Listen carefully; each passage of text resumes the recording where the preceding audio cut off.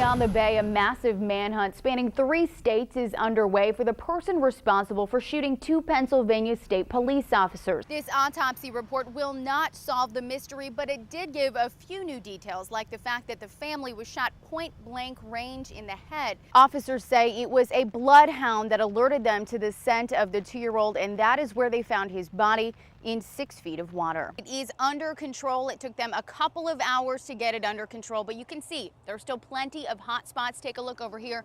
Plenty of these fence posts, they were burned and charred. The property owner tells us about 400 of them were destroyed in this brush fire. But at least 2 witnesses say they saw a man flying over the guardrail 80 feet below, but it's still a mystery who hit him. She then dragged it over to the wall. Then she says she took the trash can and flipped it over and climbed right over the wall without anyone noticing. Property managers are hoping by threatening people's pocketbooks, it'll get them to pick up after their dogs. There were about 60 of them.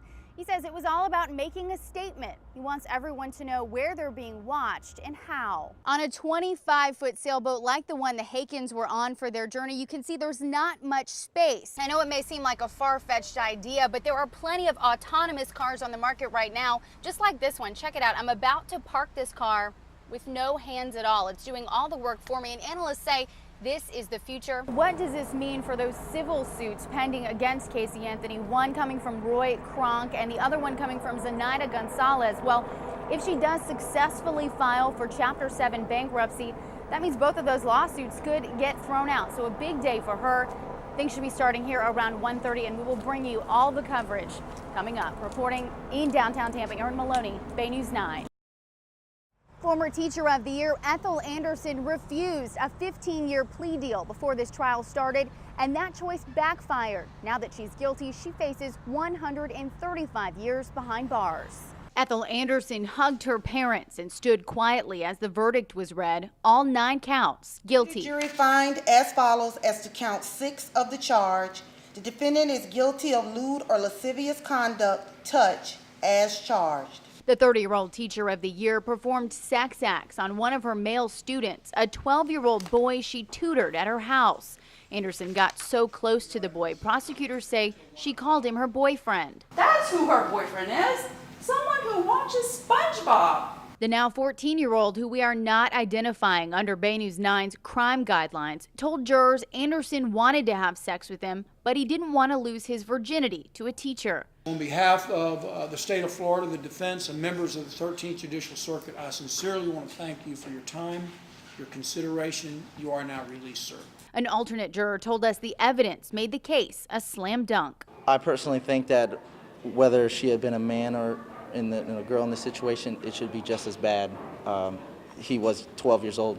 There's no way around it, and it's wrong. So she should, whatever she gets, she'll deserve it. After the verdict, the victim and his mother cried and hugged outside of the courtroom.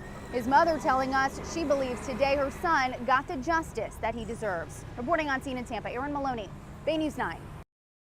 It's been 1 day since 9-year-old Felicia Williams' body was found here near the causeway, and her family still knows nothing about her murder. They have placed a memorial right behind me with some balloons, but right now police are still looking for who's responsible. Felicia Demerson had no idea this would be the last voice message from her 9-year-old daughter. Ma, I need some clothes because my breakfast milk spilled on me and down my underwear and my shirt. Bye. Demerson brought Felicia that change of clothes where she went to school here at Edison Elementary. A week later, the cheerleader and well-liked 3rd grader is gone. I just can't believe, how they can just throw a baby over in the ocean.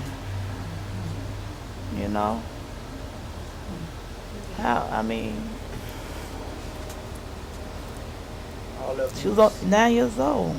Police are trying to figure that out too. Who would take the youngster and why? Her naked body was found here by the Courtney Campbell Causeway.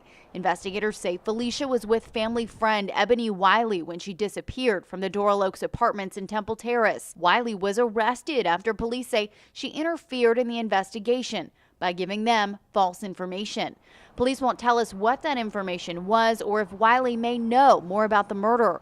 Few answers, but for Williams' classmates at Edison Elementary, The grief is already real. That's what we want them to do, is just to get that out. Kids got their feelings out by creating artwork for their friend. Broken hearts and goodbye messages flowed from Felicia's classroom, a small comfort for a grieving family desperate for answers. If anyone out there knows something, please come forward, because not only I need closure for my baby, I need closure for my soul. The autopsy is finished, but police aren't releasing any information that may help us learn how she died. They say they don't want any information out there that could interfere with this investigation. Reporting on scene in Clearwater, Erin Maloney, Bay News 9. He was a good boy. Jane Lavelle remembers the last words she said to her son Chase. I told him have fun and enjoy himself. I told him I'd see him tomorrow. But she'll never see the 25-year-old again. Chase Lavelle went out with friends, and troopers say he ended the night by driving the wrong way on Interstate 275. You can see his Honda Civic here, mangled. One driver called 911 to report a Honda Civic making a U-turn on the interstate. Yeah, I just had a driver. I was coming southbound on 275, turned around and went northbound in the southbound lanes. Okay, where's this at? North of Bush. I'm coming up on Bush. It wasn't like he was impaired or anything. He was driving perfectly fine. Troopers say Lavelle drove 3 miles on the wrong side of the road before he smashed into a rental truck. Inside, Joe Smith. I feel blessed to be alive. I'm lucky. Lavelle's family can't make any sense of it. I don't know what to say. I don't know what he was doing. I know he went with some friends last night. And I don't know what happened. I don't. His mom says she can only guess her son got confused. She said he would never try to hurt anyone on purpose. In Tampa, Erin Maloney, Bay News 9. The atmosphere is electric at Steinbrenner High School in Lutz as the Warriors' first pep rally of the season gets underway. But it's an even more important first for senior Caitlin DeRosa. I'm 100% nervous. I'm sweating like a big potato fry. DeRosa and 2 other students with special needs are getting the chance many high school girls dream of, a spot on the cheerleading squad. They call themselves the Steinbrenner Stars. It's been wonderful. It's been like a dream come true again. I'm still a little freaking out. Caitlin says again because she was a cheerleader 10 years ago before she was hit by a car and nearly killed. With brain damage and limited use of her legs, the 19-year-old never thought she'd see this day. For 3 weeks, Caitlin, Melanie, and Julia practiced side by side with the high school cheerleading squad. What's the most important part of being a cheerleader? All to perfect their routine for the pep rally. It is my pleasure now to introduce you to Julia, Melanie, and Caitlin. But they didn't know their performance would be so meaningful. And they definitely weren't expecting this. We are the best.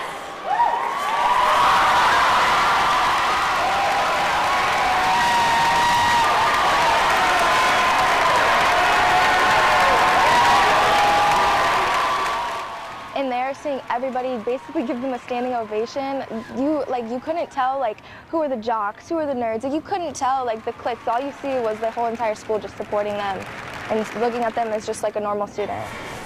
Normal, something DeRosa says she hasn't felt since her accident. It feels like a touch of the angels. It feels like everything just went away, the pain, and it feels wonderful. It was amazing. I'm gonna start crying. But just to see a team include her, because she's wanted that for so long. The cheerleaders thought they were the ones giving the lessons, but in the end, Captain Jordan Reese says it was the other way around. They're no different than us. You have to be positive about everything, no matter what situation you have. We're so happy to be a part of their lives, and it's definitely going to be a lifelong friendship. In Lutz, Erin Maloney, Bay News 9.